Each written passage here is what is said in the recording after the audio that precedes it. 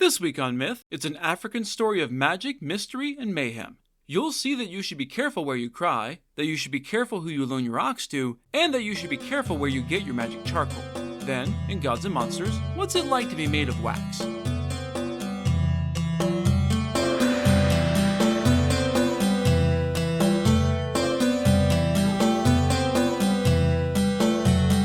This is the Myths Your Teacher Hated podcast, where I tell the stories of cultures from around the world in all of their original, bloody, uncensored glory. Modern tellings of these stories have become dry and dusty, but I'll be trying to breathe new life into them.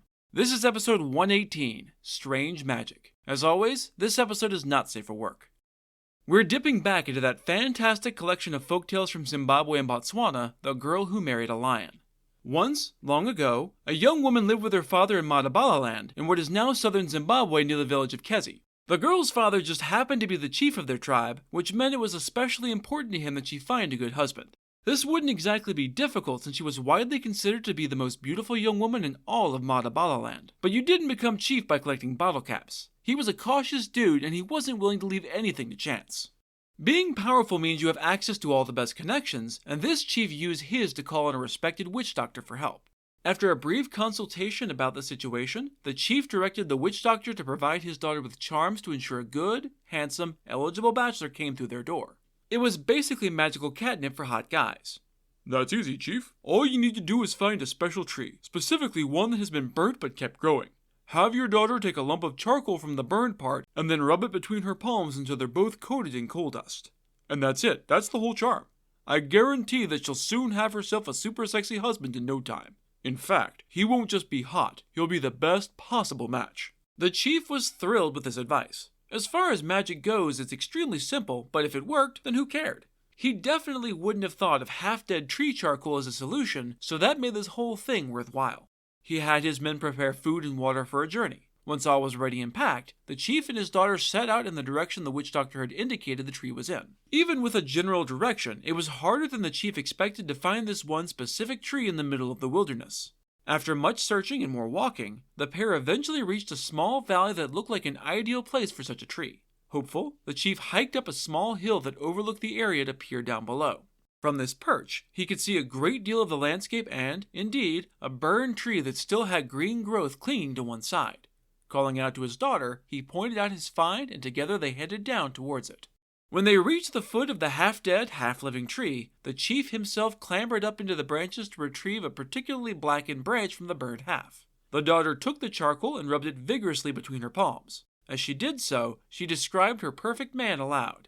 It's not clear if this was part of the witch doctor's instructions or if she's just riffing. When she was done with her rubbing and recitation, she looked at her father and shrugged. The deed was done even though nothing really felt different, so they headed back to the village. The girl's mother was waiting for them when they came back. It seemed like the charm worked. There's an incredibly handsome young man waiting for you. He apparently got lost on his way to the Limpopo River and needs directions. I told him you knew the way and could help him out as soon as you got back. I'm not sure it was the best cover story, but the charm apparently worked well enough for him to buy it. Either that or he just needed directions and figured it was easier to wait things out than go looking for someone else to help him. The girl picked up on her mother's excitement. She was plenty excited herself and looking forward to seeing the results of the magic. Ooh, it's my husband? Where is he? Oh, I can't wait to meet him. Her mother led the girl to a large rock out back where the young man was sitting. He was everything she had hoped he would be, and she was absolutely thrilled. Cue the dream lover music swelling in the background. As you would expect from a magical charm that works this damn fast, the young man was just as taken with the chief's daughter. It was clearly love at first sight for both, and so, when the chief proposed marriage, the young man was thrilled to accept. There was just one small problem. He had no house of his own. The chief smiled indulgently. That is no problem at all. I am a powerful man, so it is very easy for me to give you some poles and some thatch for you to go build your very own house. I love my daughter and want her to be happy, and this is a very small price to pay. Well, that's awesome, Dad. Can I call you Dad? I'll get right on building a house. Would it be a problem if I put it up near the Limpopo River where my own father lives? This was a bigger ask than the house. The Limpopo River was a good distance away from the chief's own village, which is how the young man got lost looking for it, and would make it hard for him to keep a protective eye on his beloved daughter. On the other hand, his about-to-be son-in-law's father was a well-known chief with a good reputation. He would surely be willing and able to protect his new daughter-in-law from the dangers that lurked around and in the treacherous river. I think I can agree to that. The chief and the young man discussed the marriage plans for much of the afternoon before sending him on his way with the much-needed directions. "This has been a good day. Go and get started on building that house like we talked about. I'll send my daughter to meet you at your father's house in a month so she can check everything out. Then you two can be married and begin your life together." The next month was incredibly difficult for the young woman. Her thoughts kept drifting back to the incredibly sexy man she was about to marry until her steamy daydreams got in the way of doing, well, anything else. As the weeks passed, she grew more restless until something finally happened to distract her, but not something she would have hoped for. Her mother grew very ill and very weak. The distraught young woman began spending almost all of her time at her mother's side, nursing her to health and attending to her every need. The day came for her to set out to meet her husband, and her mother was still terribly ill and terribly weak. She was still strong enough to smile at her daughter and tell her how happy she was for the coming nuptials and to encourage her to go. Torn between joy and sorrow, the girl prepared for her journey. On the appointed day, the chief gave her an ox to ride and waited by the gate for her to mount and settle her things. As she rode past, he smiled up at his baby girl who was all grown up now and handed her a flower.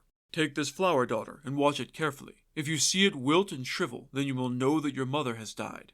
It's a hard thing, I know, but your mother wants you to go and be happy. This way, you won't have to wonder what's happening at home." The young woman took her father's flower and rode out the gate with some trepidation. Would she ever see her mother again? Steeling herself, she headed for the river. She rode on her ox for a long time until she judged that she was roughly halfway there. Stopping for a rest, she let the ox drink and sat under a thorn tree to eat a small meal and cool off from the heat of the day.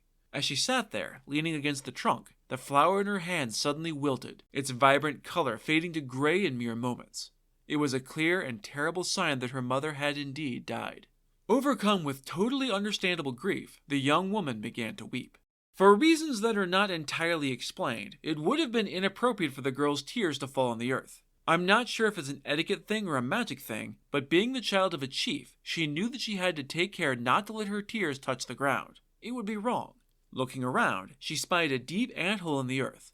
Burying her tears was apparently okie dokie, so she went over to the hole and let her tears flow freely down into the black depths. The hole was not as empty as it seemed, however. Something lived deep down at the bottom, and it soon awoke with the sensation of hot, salty tears falling on its skin. This strange animal was roused by the young woman's weeping and crawled out of the burrow.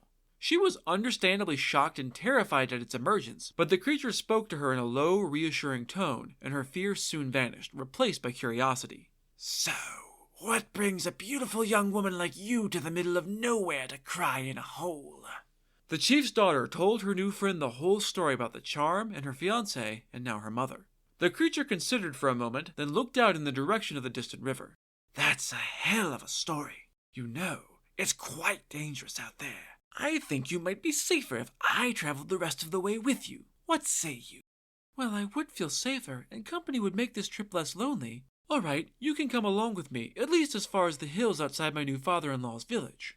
Thus decided, the girl climbed back on the ox's back with the strange animal loping easily along beside her. They had gone a little ways like this when the creature looked up at her. "I've been admiring your clothes. They're so very beautiful. I wish I had an outfit as lovely as that." The girl looked down at the bedraggled and sorry-looking creature and felt pity stir in her heart. "Well, would you like to try on my outfit for a little while? It's okay, I don't mind." "You mean it? Really? Oh, that's wonderful. No one's ever done something so nice for me. I would love to." And so the girl took off her clothes and let the animal put them on, and they rode on like this. Some time later, the girl saw the creature looking up at her again as they traveled. "What's it like riding an ox like that? Is it comfortable? Is it fun?" The girl considered. "I don't know about fun, but it's certainly comfortable and a hell of a lot easier than walking, especially in this heat." The creature nodded, but his face looked crestfallen. "It does look very nice. I suppose I'll never know what that's like. I've never had a chance to ride an ox, and I guess I never will." The girl considered again. "Well, would you like to ride this ox for a little while? I've been riding all day, so I could stand to walk for a bit." And so they swapped places, with the butt-naked young woman walking along beside the ox as the clothed creature rode. It smiled when the girl wasn't looking because it had noticed something she had not. The cattle pens of the village the girl was headed to. They were almost there. The young man's father was standing by the gate watching for his son's bride-to-be's arrival. Today was the appointed day, and the hour was getting late, so she should be there any minute. Just about that time, he saw the pair approaching, one dressed in fine clothes and riding on an ox, the other walking naked beside it. Naturally, he assumed that the rider was his son's fiancée, because how in the hell could he predict something like a creature living in a hole being awoken by tears? He was more than a little surprised at her appearance. His son had gone on and on and on about how beautiful she was, yet the, lady riding the ox was homely, to put it nicely. To be more honest, she was butt ugly. You know, because she was actually a weird, unnamed creature that lived in a hole in the ground in disguise. Still, he tried to be optimistic. The poor thing had been traveling all day, so maybe she was just dusty and tired. Maybe she would match his son's description tomorrow. What about the real fiancé, you ask? To her credit, she did indeed speak up. Wait, no, that's not me. I'm me. I'm the one engaged to your son, and I had come all this way to meet him today. The chief eyed her naked, dusty, oxless figure. Nice try. You're obviously a servant girl, and I'm not about to fall for such an obvious trick. If you were really the foreign chief's daughter, then why are you naked and on foot while this young lady rides an ox in very fine clothes?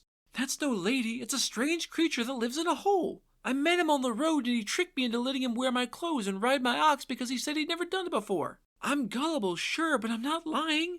It was no use. The story was just too outlandish to believe, even though it happened to be true.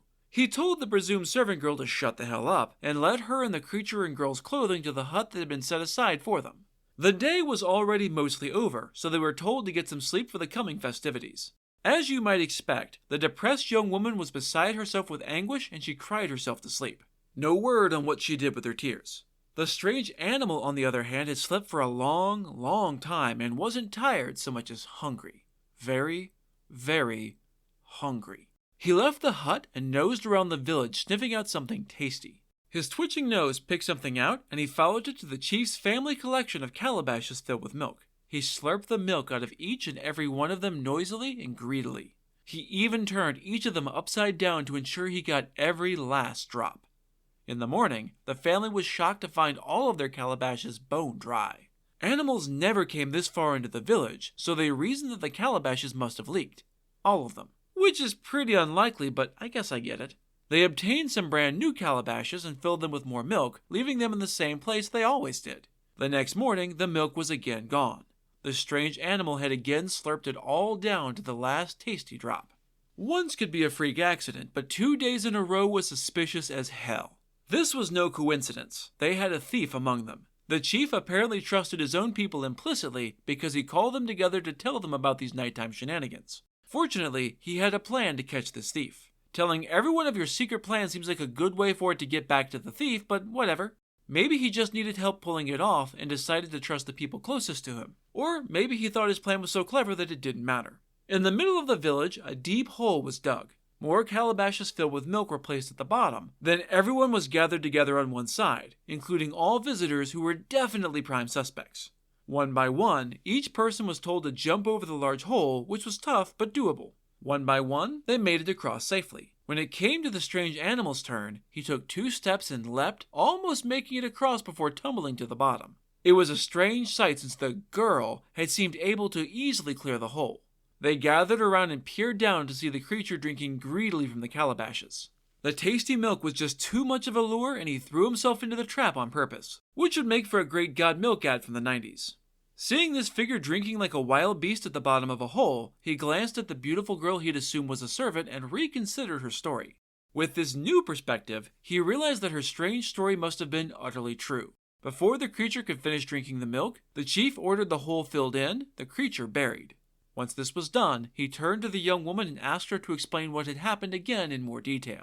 She told her story again and, with the sight of the greedily slurping thing still fresh in their minds, the people realized that it was bizarre but clearly true. To apologize, the chief gave his future daughter-in-law many gifts and promised that she and his son would soon be wed.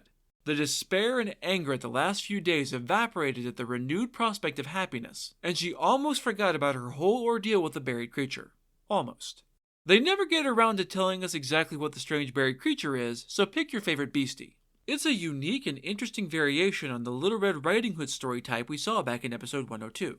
This female protagonist is every bit as naive as her red counterpart, but her Achilles heel is kindness and compassion rather than laziness, so it's a lot more understandable. And so, with the monster once more buried beneath the earth, As long as you don't cry down any holes, it's time for Gods and Monsters. This is a segment where I get into a little more detail about the personalities and history of one of the gods or monsters from this week's pantheon that was not discussed in the main story. This week's phenomena are the children of wax. This story also comes to us thanks to Alexander McCall Smith's The Girl Who Married a Lion collection. Once upon a time, not far from the hills of Matapos in Zimbabwe, there lived a family whose children were made out of wax. No one knew why this was the case, they were just kind of born that way. Initially, this unusual state of affairs caused the shocked parents much consternation and sorrow, and they wondered if someone had maybe put a curse on them, but as they grew used to it and saw that their babies were growing into otherwise happy and healthy kids, they got over it. Whatever their flesh might be made out of, their parents loved them dearly all the same. In fact, as they got older, the wax children turned out to be a delight to raise. They were quiet, kind, and never argued or fought amongst themselves.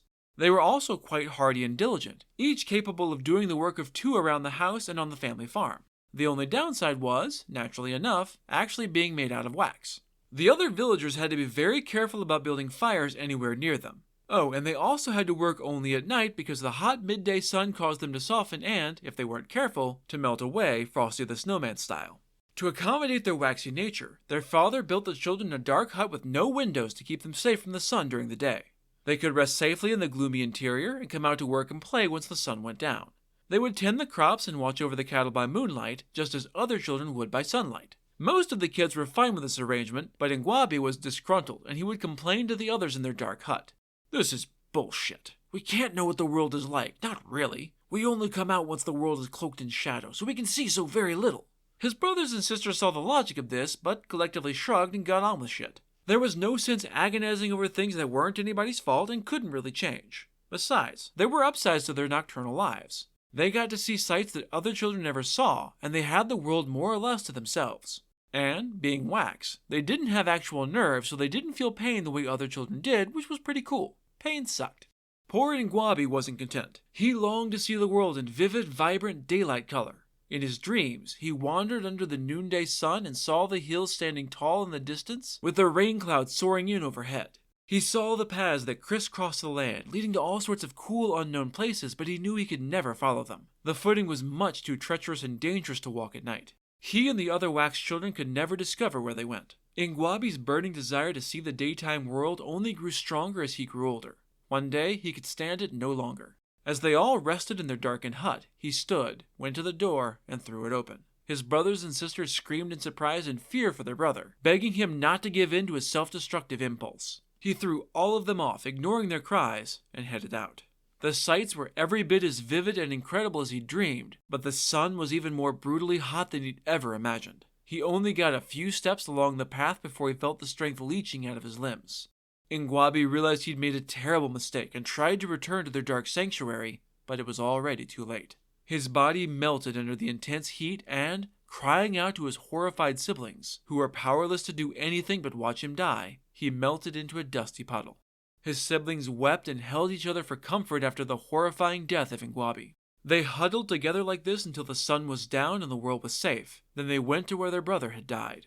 They pried up the puddle of wax and carried it to Ngwabi's favorite spot. His eldest sister molded the wax into a bird to symbolize the freedom he'd always longed for, great wax wings outstretched.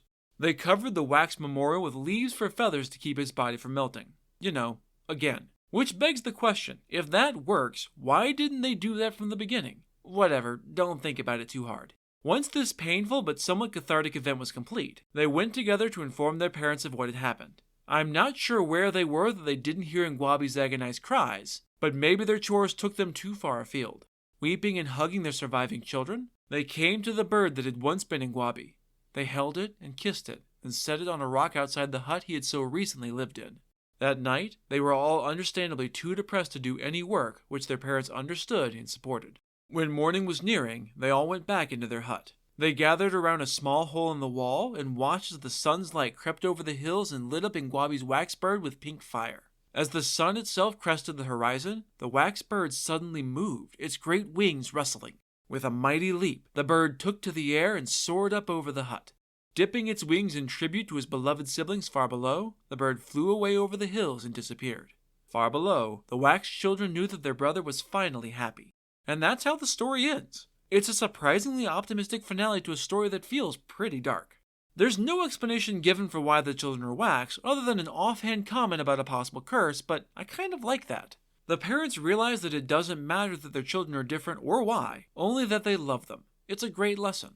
That's it for this episode of Myths Your Teacher Hated. Keep up with new episodes on our Facebook page, on iTunes, on TuneIn, on Verbal, and on Spotify, or you can follow us on Twitter as @HardcoreMyth, on Instagram as Myths Your Teacher Hated Pod, and on Tumblr as Myths Your Teacher Hated. You can also find news and episodes on our website at mythsyourteacherhated.com. If you have any questions, any gods or monsters you'd want to learn about, or any ideas for future stories that you'd like to hear, feel free to drop me a line. I'm trying to pull as much material from as many different cultures as possible, but there are all sorts of stories I've never heard, so suggestions are appreciated. The theme music is by Tiny Cheese Puff. Next time, dragons roam the wild places of Ottoman Turkey. You'll see why you should always be on your guard for dragon attacks, why you should trust your explorer instincts, and why you should make friends with magic horses. Then, in Gods and Monsters, wizards and witches make beautiful bird babies. That's all for now. Thanks for listening.